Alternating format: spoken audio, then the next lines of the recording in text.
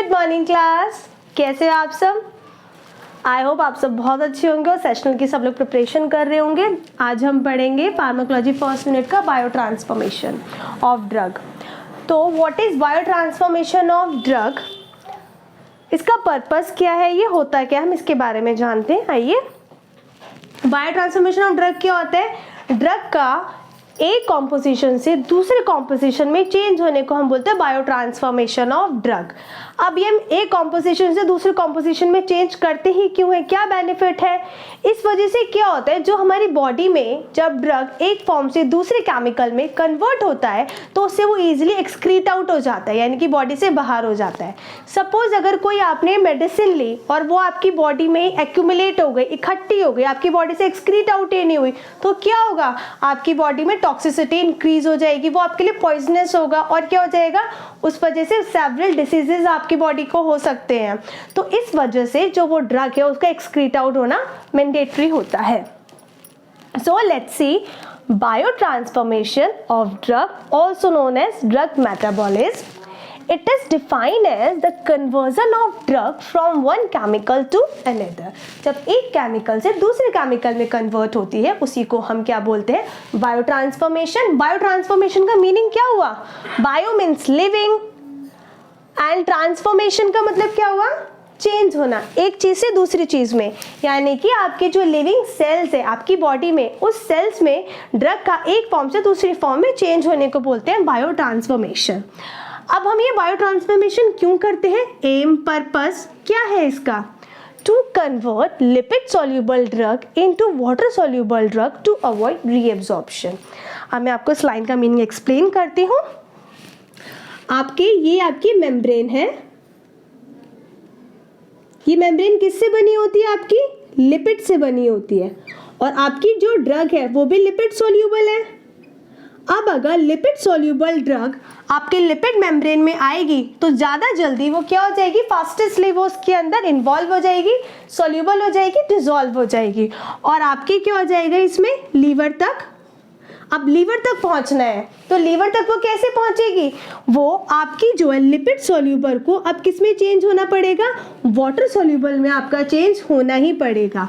उसके बाद वो किडनी में जाके एक्सक्रीट आउट हो जाएगी बाय द यूरिन।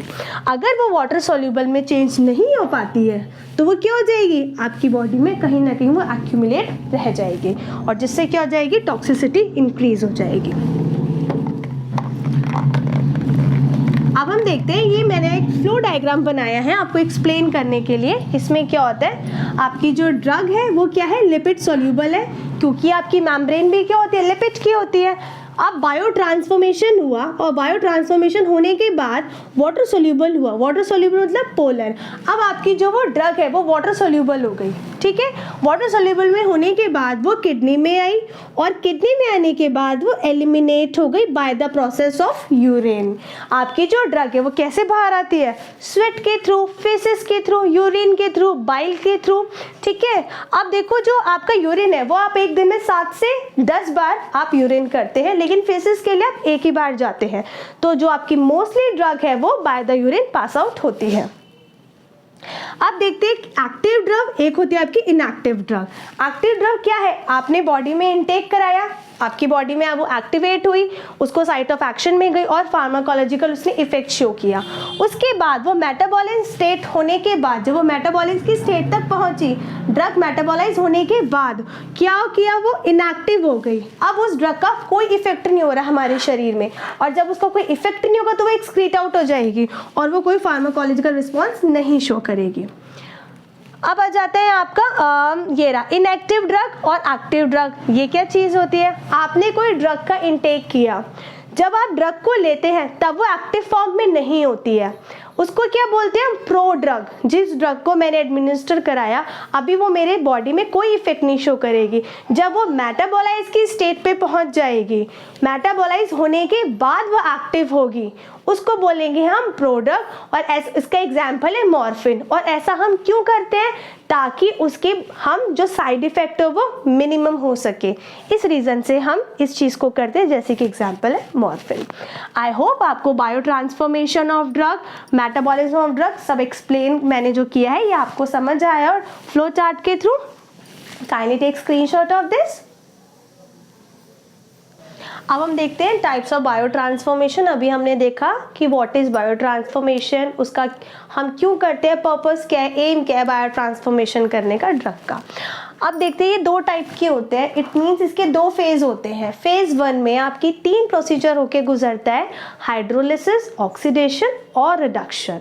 हाइड्रोलिसिस क्या होता है आपका, हाइड्रोलिसिस होता है आपका जिसमें पानी की हेल्प से किसी भी ड्रग को ब्रेक किया जाता है, दैट इज हाइड्रोलिसिस। ऑक्सीडेशन क्या होता है आपका ऑक्सीडेशन होता है addition of oxygen and removal of hydrogen. Reduction क्या होता है आपका, एडिशन ऑफ हाइड्रोजन। ये 3 प्रोसेस इन्वॉल्व होते हैं। Let's see one by one. Phase 1 reaction में क्या होता है, the drug can be metabolized by oxidation, reduction and hydrolysis. It increase the polarity water soluble of drug easily excreted from kidney। अब देखिए oxidation, reduction या hydrolysis करने का हमारा पर्पस क्या होता है, हम इन 3 प्रोसीजर के थ्रू ड्रग की पोलैरिटी को इंक्रीज करते हैं, दैट मीन्स कि उसको वाटर सोल्यूबल बनाते हैं। अगर ड्रग वाटर सोल्यूबल हो जाएगी तो वो इजीली क्या हो जाएगी, आपकी बॉडी से एक्सक्रीट आउट हो जाएगी। तो ऑक्सीडेशन से क्या होता है, इसमें क्या होता है, एडिशन ऑफ ऑक्सीजन, ऑक्सीजन का ऐड होता है एंड क्या होता है आपका, रिमूवल ऑफ हाइड्रोजन होता है। रिडक्शन में आपका क्या होता है, एडिशन ऑफ हाइड्रोजन होता है। और इसमें क्या होता है आपके, जैसे कि कार्बोनिल, नाइट्रो और एजो। एजो क्या है आपके, जिसमें 2 नाइट्रोजन इन्वॉल्व होते हैं। इस नाइट्रो क्या है, जिसमें NO2 इन्वॉल्व होता है। इसमें क्या होता है आपके, बायो ट्रांसफर्ड होते हैं, यानी कि आपका जो स्ट्रक्चर होता है ड्रग का वो चेंज होकर दूसरी फॉर्म में आ जाता है। इसमें आपका क्या होता है, hydrogen enzyme involve in this reaction are microsomal cytochrome P450। आपके लीवर में एक एंजाइम होता है दैट इज साइटोक्रोम P450। वही एंजाइम आपका रिस्पॉन्सिबल होता है मेटाबोलाइज करने के ड्रग के, इसी एंजाइम की वजह से आपका होता है। आपको नेक्स्ट स्लाइड में जब हम पढ़ेंगे फैक्टर्स, तो उन फैक्टर्स में हम पढ़ेंगे कि जिसमें हम क्या करते हैं, एंजाइम इनहिबिशन करेंगे। तो यानी कि इसी एंजाइम की माइक्रोसोमल साइटोक्रोम P450, इसी एंजाइम की हम एक्टिविटी को इंक्रीज करेंगे और इंक्रीज करने से क्या हो जाएगा, जो आपका क्या होगा, मेटाबॉलिज्म रेट होगा ड्रग का, वो इंक्रीज हो जाएगा। सो मैं एक एग्जांपल लेती हूँ एस्पिरिन का। ये आपकी एक NSAID है, ठीक है, एस्पिरिन है। अब इसमें हम हाइड्रोलिसिस प्रोसेस कराते हैं, इसमें एक एंजाइम हाइड्रोलिसिस का है, इसे सैलिसाइलिक एसिड आपका मिल गया। सैलिसाइलिक एसिड कैसे मिला आपका, एडिशन ऑफ हाइड्रोजन, यहाँ पे एक OH ग्रुप इन्वॉल्व हो गया और ये क्या हो गया, इस OH ग्रुप की वजह से क्या हो जाएगा, ये मोर पोलर बन गया। अगर ये मोर पोलर बन गया तो क्या हो गया, ये इजीली एक्सक्रीट आउट आपकी बॉडी से हो जाएगा, इससे मोर पोलर बन गया। अब सेकेंड फेज क्यों इन्वॉल्व होता है, अगर कोई ड्रग आपकी फर्स्ट फेज से नहीं बॉडी से एक्सक्रीट आउट होती है तब हम आपका क्या सेकेंड फेज यूज करते हैं, तो आपका सेकेंड फेज फास्टर होता है। तो और those drugs are not excreted by phase 1 can easily excreted by the phase 2। इसमें कॉन्जुगेशन प्रोसेस होता है। What is conjugation, and conjugation and synthesis both are the same term, दोनों का मतलब सेम ही होता है। अब देखते हैं इनका मतलब क्या होता है। मान लो आपकी ये ड्रग है, ठीक है, इसका ऐसा कोई ड्रग का स्ट्रक्चर है। अब ये जो ड्रग है आपकी, ये ड्रग का स्ट्रक्चर ये है और इसके बाद ये मोर पोलर होने के बाद इसका स्ट्रक्चर कुछ ऐसे बन गया। अब ये रिसेप्टर पे जाके बाइंड नहीं हो पाएगी और जब ये बाइंड नहीं हो पाएगी तो ये क्या हो जाएगी, एक्सक्रीट आउट हो जाएगी, अदरवाइज ये रिसेप्टर पे बाइंड रहेगी। बस स्ट्रक्चर के चेंज होने को ही हम क्या बोलते हैं, कॉन्जुगेशन और सिंथेसिस। और ये किस वजह से स्ट्रक्चर चेंज होता है, ग्लूकोरोनिक एसिड और सल्फेट की वजह से, इन दोनों एंजाइम्स की वजह से क्या होता है, आपका स्ट्रक्चर चेंज हो जाता है। इसका एग्जाम्पल देखते हैं। अब ये देखो फेज 1 में सैलिसाइलिक एसिड आपका बच गया एस्पिरिन से चेंज होके। अब जो सैलिसाइलिक एसिड है उसमें हम क्या करेंगे, ग्लूकोरोनिक एसिड इन्वॉल्व होगा और जब वो ग्लूकोरोनिक एसिड एंजाइम की वजह से एक्सक्रीशन हो जाएगा आपका। और क्या एग्जाम्पल है, पैरासीटामोल भी आपका फेज 2 से होता है, मॉर्फिन भी आपका फेज 2 से होता है। आई होप आपको टाइप्स ऑफ बायो ट्रांसफॉर्मेशन समझ आए होंगे। बस इसमें 2 ही है, फेज 1 और फेज 2। फेज 1 में आपके 3 प्रोसेस है, हैं, हम इन प्रोसेस हाइड्रोलिसिस, रिडक्शन और ऑक्सीडेशन, इन प्रोसेस को मिसले करते हैं ताकि जो ड्रग की उसकी पोलैरिटी को इंक्रीज की जाए। पोलैरिटी क्या होता है, यानी कि ड्रग को हम मोर वाटर सॉल्युबल बनाएं ताकि बॉडी से इजीली एक्सक्रीट आउट हो जाए। और सेकंड फेज में क्या होता है, जो हमारी बॉडी से एक्सक्रीट आउट नहीं हो पाती है वो सेकंड फेज में आपके एक्सक्रीट आउट हो जाती है। सेकंड फेज क्या है आपका, फास्टर है फर्स्ट वाले फेज से, और ये कॉन्जुगेशन और सिंथेसिस बेस्ड, और इसमें कौन से एंजाइम्स होते हैं, ग्लूकुरोनिक एसिड और सल्फेट। और फर्स्ट फेज में आपका कौन सा एंजाइम होता है, आपका इसमें होता है, मैं मार्क कर देती हूँ, माइक्रोसोमल साइटोक्रोम P450, ये वाला आपका होता है। आई होप आपको क्लियर होंगे। Kindly take screenshot of this. अभी हमने प्रीवियस 2 स्लाइड में देखा what is biotransformation, types of biotransformation. Now we will discuss about the factors affecting biotransformation. The first factor है एंजाइम इंडक्शन। एंजाइम इंडक्शन क्या होता है, आपके लीवर में एक एंजाइम होता है P450, मेटाबॉलिज्म, उसमें उसकी वजह से जो आपका मेटाबॉलिज्म रेट है वो इंक्रीज हो जाता है। अगर हम उस एंजाइम की एक्टिविटी को इंक्रीज कर देते हैं तो मेटाबॉलिज्म रेट ऑटोमेटिक आपका इंक्रीज हो जाएगा। अब एंजाइम की जो एक्टिविटी है वो इंक्रीज कैसे होगी, अगर आपके लीवर का ब्लड फ्लो इंक्रीज हो गया, लीवर का ब्लड फ्लो इंक्रीज होगा, एंजाइम की एक्टिविटी इंक्रीज होगी और मेटाबॉलिज्म रेट भी आपका इंक्रीज हो जाएगा। सेकंड क्या है, अगर उस एंजाइम की स्टेबिलिटी को इंक्रीज कर दे, अगर उसकी स्टेबिलिटी को हम इंक्रीज कर देंगे तो एंजाइम की भी एक्टिविटी इंक्रीज होगी। अगर एंजाइम की एक्टिविटी इंक्रीज है तो आपका क्या हो जाएगा, मेटाबॉलिज्म रेट भी इंक्रीज हो जाएगा। इसी को बोलते हैं enzyme induction. Let's see, increase the activity of enzyme due to increase liver blood flow, increase stability of cytochrome P450, the drug which are responsible to increase the activity of enzymes called enzyme inducers, example rifampin and barbiturates। तो enzyme induction के क्या example है आपका, रिफाम्पिन और barbiturates are the examples. इनके वजह से क्या होता है, एंजाइम इंडक्शन होता है, एंजाइम की एक्टिविटी इंक्रीज होती है। सेकंड आपका एंजाइम इनहिबिशन। एंजाइम इनहिबिशन क्या है, जस्ट ऑपोजिट है एंजाइम इंडक्शन का। इसमें क्या होता है, आपका जो एंजाइम है उसकी एक्टिविटी ब्लॉक हो जाती है, दैट मीन्स रिड्यूस हो जाती है, और उसकी ब्लॉक और रिड्यूस होने से क्या होगा, आपका मेटाबॉलिज्म रेट जो है वो डिक्रीज हो जाएगा। Let's see, a substance that block और रिड्यूस द एंजाइम एक्टिविटी, जो आपके एंजाइम की एक्टिविटी को ब्लॉक या रिड्यूस कर दे, resulting lower drug metabolism called enzyme inhibitor. उसको क्या बोलते हैं, एंजाइम इनहिबिटर बोलते हैं। इसका एग्जाम्पल है एरिथ्रोमाइसिन और सिप्रोफ्लोक्सिन।